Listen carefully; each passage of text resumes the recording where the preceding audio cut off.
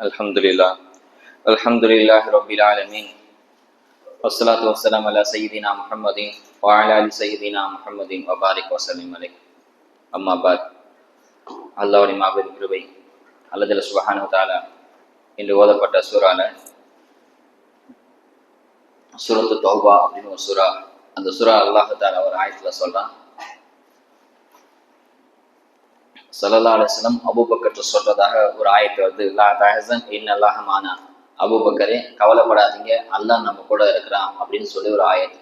அதுக்கு என்ன, ஏன் ஸல்லல்லாஹு அலைஹி வஸல்லம் அப்படி சொன்னாங்கன்னு சொல்லி நம்ம பார்த்தோம். சொன்னோம் ஹிஜ்ரத்து, ஸல்லல்லாஹு அலைஹி வஸல்லம் மக்காவிலிருந்து மதீனாக்கு ஹிஜ்ரத்து செய்கிறாங்க. காஃபிர் எல்லாம் ஒன்றா கூடி காஃபிர் எல்லாம் ஒன்றா கூப்பிட்டு ஒரு மசூரா செய்கிறாங்க. இந்த மாதிரி முகமது வந்திருக்காரு, எல்லாத்தையும் ஈமான் கொள்ளுங்க, அல்லாஹ் பக்கம் வாங்கன்னு சொல்லி நம்ம எல்லாத்தையும் தொந்தரவு செய்கிறாரு, அவர் ஏதாவது பண்ணணும் அப்படின்னு சொல்லி மசூரா செய்கிறாங்க. பக்கத்து ஊர்லேருந்து பெரிய மனுஷங்கள்லாம் வராங்க. அப்போ ஹதீஸ்ல வந்து நஜீத் நாட்டை சேர்ந்த ஒரு பெரியவர்னு சொல்லி ஒரு ஷேഖன்னு சொல்லி அவரும் கலந்துக்கிறார். அவர் யாருன்னு சொன்னா, அவர் தான் சைத்தான் மனுஷ உருவத்துல வந்து அந்த கூட்டத்துல கலந்துக்கலாம். ஏதாவது ஸல்லல்லாஹு அலைஹி வஸல்லம் இருந்தா முஸ்லீம்க சொர்க்கத்துக்கு கூப்பிட்டு போயிடுவாங்க, அதனால இவங்க கூட சேர்ந்து நபி அழிக்கிறதுக்கு திட்டம் போடுறதுக்காக வேண்டி சைத்தான் மனுஷ உருவத்துல வந்து அந்த கூட்டத்துல உட்கார்ந்துட்டு இருக்காங்க. 3 தீர்மானம் போடுறாங்க. தீர்மானம் 1, முதல் தீர்மானம் என்னன்னு சொன்னா, ஸல்லல்லாஹு அலைஹி வஸல்லம் ஊருக்குள்ளே வச்சு துன்புறுத்தணும், அடிக்கணும், அதாவது தமிழ்ல வச்சு செய்யணும்னு சொல்லுவாங்க இல்லையா, அவர் எங்கேயே வச்சு நல்லா செய்யணும் அப்படின்னு சொல்லி ஒரு தீர்மானம். 2வது தீர்மானம் என்னன்னு சொன்னா, அவரை கொலை செஞ்சு விடணும், அவர் உயிரோடு இருக்க வரைக்கும் நமக்கு ஆபத்து தான், அதனால அதை கொலை செஞ்சிடலாம் அப்படின்னு சொல்லி ஒரு தீர்மானம். 3வது தீர்மானம் என்னன்னு சொன்னா, அவர் இந்த ஊரை விட்டே துரத்திடணும், நாடு கடத்திடணும் அப்படின்னு சொல்லி தீர்மானம் செய்யறாங்க. இப்படி மசூரா செஞ்சுட்டு இருக்கும்போது அந்த நஜீத் நாட்டு மன்னன், அதாவது சைத்தான், நஜீத் நாட்டு ஒருத்தன் வந்த ஷேக்னு சொன்னான் இல்லையா, அவன் சைத்தான் தான். அவன் எங்க சொல்றான்னா, நீங்க மசூரா செய்யறதே சரியில்லை, என்ன மசூரா செய்றீங்க அப்படின்னு. சரி நீ ஏதாவது ஐடியா கொடுப்பா அப்படின்னு கேட்டேன்னு நான் சொல்றான்னா, அவரை நீ ஊருக்குள்ளே வச்சு நீ துன்போட்டீங்கன்னா அவர் மேலும் மேலும் பெரிய மனுஷனா தான் ஆகுவாரு, அதுவும் சரியில்லை.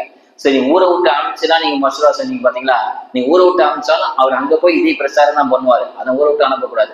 2வது ஒன்று சொன்னீங்க பாத்தீங்கன்னா, கொலை செய்யலாம், அதுலயே முடிவாதீங்க, ஒரே தீர்வு தான், அவரை கொலை செஞ்சிடலாம், வேற ஆப்ஷனே வேணாம். அவரை இங்க வச்சு துன்புறுத்தினாலும் ஆபத்து தான், அவர் ஊரை விட்டு துரத்தினாலும் ஆபத்து தான், அங்க போய் இதே தான் பண்ணுவாரு, அதனால இங்க வச்சு அவரை கொலை செஞ்சிடலாம் அப்படின்னு பிளான் போடுறாங்க. பண்ணது மட்டும் இல்லாம அந்த சைத்தான் சொல்றானா, நீங்க ஒருத்தரா போய் அவரை கொலை பண்ணி சொன்னா அவன் பெரிய பிரச்சனை வந்துடும். அந்த அரபைகள் அது எப்படி என்ன பழக்கம்னு சொன்னா, அவர் எந்த மதத்தை சார்ந்தவர், எந்த இனத்தை சார்ந்தவர், கொள்கை கோட்பாடு அதெல்லாம் பார்க்க மாட்டாங்க. ஒரு கூட்டத்துல இருந்து ஒருத்தன் கொலை செஞ்சுட்டா அந்த வம்சத்துல இருந்து எல்லாரும் வந்து பழி வாங்குவாங்க. அதனால ஒருத்தரா செஞ்சா அது கொலை ஆயிடும், எல்லாரும் சேர்ந்து அதை செஞ்சேன்னு சொன்னா பிரச்சனை வராது, போராட்டம் மாதிரி போயிடும், ஆனா எல்லாரும் சேர்ந்து கொலை பண்ண சொல்லி பிளான் பண்றாங்க. ஒரு 40 பேர் நல்லா போர்க்களத்துல வீரத்தீரமான, அதாவது அம்பு எஞ்சா கத்தி வச்சு வீசினா ஷார்ப்பா கரெக்டா கத்தி வீசக்கூடிய நபரா 40 பேரை தேர்ந்தெடுத்து அவரை கொலை செய்யணும்னு சொல்லி சலாசமயத்துல முற்றுகையிடுறாங்க. அது பெரிய சம்பவம், சுருக்கமா சொல்றேன், முற்றுகையிடுறாங்க. அப்ப ஸல்லல்லாஹு அலைஹி வஸல்லம் மிகப்பெரிய ஆச்சரியம்னு சொன்னா, சலாசமயத்தை சுத்தி எல்லாரும் நின்று இருக்கிறாங்க, ஆனாலும் ஸல்லல்லாஹு அலைஹி வஸல்லம் அந்த கதவை திறந்து அப்படியே வெளியே வராங்க. எல்லா கை ஈட்டி அம்பு கொடுவா பெரிய ஷார்ப்பான கத்தி ஆயுதம் எல்லாம் வச்சு நிக்கிறாங்க. நான் ஸல்லல்லாஹு அலைஹி வஸல்லம் கதவை திறந்து அப்படியே வர்றாங்க. அல்லாஹ்வுடைய ஏற்பாடு என்ன சொன்னா, எல்லாரும் நின்றபடியே தூங்கிட்டாங்க. ஒருத்த உடம்பு 40 பேருமே தூங்கிட்டாங்க. அந்த 40 பேர் ஸல்லல்லாஹு அலைஹி வஸல்லம் அப்படியே கிராஸ் பண்ணி கடந்து வராங்க. முடிச்சு பார்த்தா காலையிலே ஆயிடுச்சு. ஸல்லல்லாஹு அலைஹி வஸல்லம் அந்த ஊரை விட்டு போயிட்டாங்க, மக்கா விட்டு மதீனாக்கு ஹிஜ்ரத் செஞ்சு போறாங்க. இப்ப அந்த இடத்துல இருந்து மதீனாக்கு போற வரைக்கும் கரெக்டா 14 நாள் ஹிஜ்ரத் செய்யறாங்க. 14 நாள் ஹிஜ்ரத் செஞ்சு மதீனாக்கு போறாங்க. இப்போ இந்த 40 பேர் தூங்கிட்டாங்க இல்லையா, திரும்ப மசூரா, அந்த ஒரு செகண்ட் முடிச்சிருந்தா அப்படியே ஸல்லல்லாஹு அலைஹி பண்ணிருக்கலாம். ஆனா அல்லாஹ்வோட ஏற்பாடு 40 பேர் தூங்கினதுனால திரும்ப மசூரா பண்ணாங்க. திரும்ப 4 தீர்மானம் செய்யறாங்க. முதல் தீர்மானம் என்னன்னு சொன்னா, எப்படி பார்த்தா ஸல்லல்லாஹு அலைஹி அபூபக்கர் வீட்டுல தான் இருப்பாங்க, அங்க போய் அவரை தேடி கண்டுபிடிச்சிடலாம் அப்படின்னு 1. 2வது மசூரா என்னன்னு சொன்னா, அவர் முஸ்லீமோட எல்லா வீட்லயும் அடக்கெல்லாம் கொடுப்பாங்க, ஆனா முஸ்லீமோட எல்லா வீட்லயும் சல்லடை போட்டு தேடுவான். மக்காவோட என்ட்ரன்ஸ், மக்காவோட எக்ஸிட், அதாவது நுழைவாயிலும் ஊருக்கு 2 ஊருக்கு எல்லையில ஆளை போட்டு தேடுவோம் அப்படின்னு சொல்லி ஒரு தீர்மானம். 3வது என்னன்னு சொன்னா, அவர் ஸல்லல்லாஹு தோழர்கள் வீட்டுல இருக்கிறாங்களா அப்படி, அதாவது அவரை கண்டுபிடிச்சுன்னு சொன்னா 100 ஒட்டகம் பரிசு அன்பளிப்பா கொடுக்கலாம் அப்படின்னு ஒரு தீர்மானம். 100 ஒட்டகம்னா சாதாரண கிடையாது. ஒரு ஒட்டகம்னா இப்ப நம்மகிட்ட ஒரு மாருதி கார் இருக்கிற மாதிரி மிகப்பெரிய ஒரு பெரிய சொத்து. 100 ஒட்டகம்னு சொன்னா ஒரு ஒட்டகத்துக்கு அவ்வளவு பெரிய வலிமை. அப்ப 100 ஒட்டகம் சொன்னா வாழ்நாள் ஃபுல்லா சம்பாதிக்கே தேவை, உட்காந்தே சாப்பிடலாம். ஸல்லல்லாஹு அலைஹி வஸல்லம் தலையை யார் கொண்டு வராங்களோ 100 ஒட்டக பரிசுன்னு சொல்லி ஒரு தீர்மானம். இது 3வது. முதல்ல அபூபக்கர் சித்திக் வீட்டுல தேடணும். 2வது மக்கா ஃபுல்லா சல்லடை போட்டு தேடணும், ஒரு வீடு முஸ்லீமை விடக்கூடாது, இது 2வது. 3வது அவர் தலையை கொண்டு வந்தா 100 ஒட்டக பரிசு அப்படின்னு சொல்லி 3 தீர்மானம். 4வது ஒரு தீர்மானம் பண்றாங்க. என்னன்னு சொன்னா, அந்த பாத சோட்டை வச்சு கண்டுபிடிக்கிற தொழில்நுட்ப நல்ல நுண்ணு அறிவுப்பட்ட ஒருத்தரை கூப்பிட்டு வராங்க. எந்த அளவுக்குன்னு சொன்னா, அவருடைய ஒருத்தர் நடந்து போனா அந்த அடியை வச்சு யாரு போனா, எங்க போனாங்க, எங்க போய் சேர்ந்தாங்க சொல்லி எல்லாரும் துல்லியமா அளக்கக்கூடிய நபரை கூப்பிட்டு வந்து மசூரா இப்படி கண்டுபிடிக்கலாம் அப்படின்னு சொல்லி மசூரா. முதல் மசூரா ஸல்லல்லாஹு அபூபக்கர் வீட்டுல போய் பாக்குறாங்க. அபூஜஹல் தான் போய் பாக்குறாங்க. அபூஜஹல் கூட 10-12 பேரும் சேர்ந்து அபூபக்கர் சித்திக் வீட்டுல போய் கதவை தட்டுறாங்க. கதவை தட்டுறதுனே அபூபக்கர் மகள் அஸ்மா ரலியல்லாஹு அவங்க வராங்க.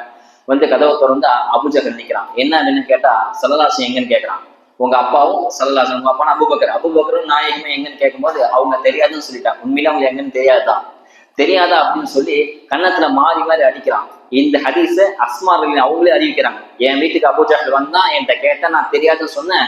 என்ன அடிச்சுட்டான். எந்த அளவுக்கு அடிச்சான்னு சொன்னா, அவன் அடிச்ச அடியில காதுல போட்ட கம்பல் மாதிரி தோடு தூங்கும் இல்லையா, அது அறந்து உழுது போயிச்சான். அந்த அளவுக்கு ரொம்ப வலுவா அடிச்சான்.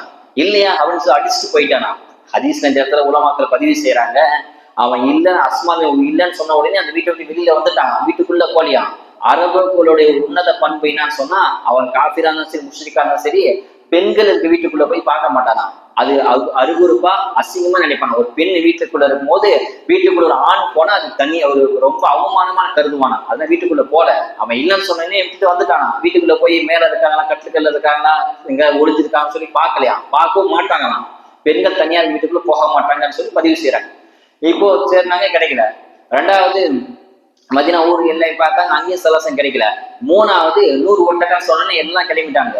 ஒரு ஒட்டகம்னா பெரிய விஷயம் இல்லையா, 100 ஒட்டகம் சும்மா இருப்பானல, பணத்தை சேர விட்டுச்சு, எல்லாம் கிளம்பிட்டாங்க. குதிரை ஏறி குதிரை கதை ஏறி அப்போ சல்லாசம் குடிச்சேட்டு கிளம்பிட்டாங்க. 4வதா ஒரு விஷயம் பண்ணாங்க பாத்தீங்களா, அந்த காலடி வச்சு கண்டுபிடிக்கலாம்னு சொல்லி ஒரு பெரிய வல்லுநரை கூட்டு வந்தான். அவன் அதே மாதிரி துல்லியமா கண்டுபிடிச்சிட்டான். சல்லாசம் போன அடியை வச்சு சாதாரண அதாவது சேருன்னா வச்சு கண்டுபிடிச்சலாம். சேத்துல கால வச்சா பத்தி கண்டுபிடிச்சான். கால் தடெல்லாம் பதிலாம் இல்ல, ஃபுல்லா பாலைவனம். இப்படி வச்சு பதிட்டா மணல் அப்படி மூடிக்கும். அவன் நடந்த இடமே தெரியாது. இருந்தாலும் அவன் கண்டுபிடிச்சான். சல்லாசம் இப்படிதான் போயிருக்காங்க, நேர்வழியில போல மாட்டு பாதையை தேர்ந்தெடுத்து போனாங்க. அதையும் கண்டுபிடிச்சிட்டான். எவ்வளவு பெரிய அறிவு அந்த காலத்துல. இப்ப வர போலீஸ்காரங்க போலீஸோடைய நாயெல்லாம் கூட்டு வராங்க இல்லையா, அது ஒரு அளவு தான் கண்டுபிடிக்கும். வேற என்ன திசை, அது கவனத்தை திசை திருப்பிட்டா மாறி போயிடும். ஆனா அவங்க அப்படி இல்லை, கரெக்டா கண்டுபிடிச்சான். கண்டுபிடிச்சு சல்லாஸ் எங்க போனா அதே வழியா மாற்று பாதையை கண்டுபிடிச்சு போயிட்டான். சல்லாஸ் எங்க இருக்காங்க சொன்னா, சவுர் குகையில 3 நாள் ஒளிஞ்சிட்டு இருக்கிறாங்க. 3 நாள் அங்க பதுங்கி இருக்கிறாங்க. அந்த இடத்துக்கு வரைக்கும் போயிட்டான். குகை வரைக்கும் போயிட்டான். போயிட்டு இங்கதான் இருப்பாங்க கண்டுபிடிச்சிட்டான். ஆனா அல்லாஹ் ஏற்பாடு என்ன சொன்னா, அந்த குகைக்குள்ள ஸல்லல்லாஹு அலைஹி வஸல்லம் அபூபக்கரும் தங்கி இருக்கிறாங்க. 3 நாள் அங்க தங்கி இருக்கிறாங்க. மொத்தம் 14 நாள்.